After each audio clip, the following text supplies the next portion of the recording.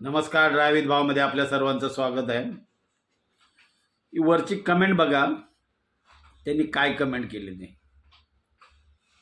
बघितली असेल तुम्ही. 16, 17, 18 वर्षाचा पण नसेल बहुतेक तो.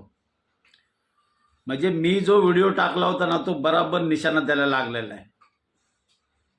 माझी ओळख त्यांनी काय दिली बघितलं तुम्ही, लिहिलेलं त्यांनी लिहिलंय. म्हणजे माझी ओळख तर ती आहेच. माझे केस गेले, मी तर टाकलाय. अजून काय बोललाय ते तुम्ही तर बघू शकता.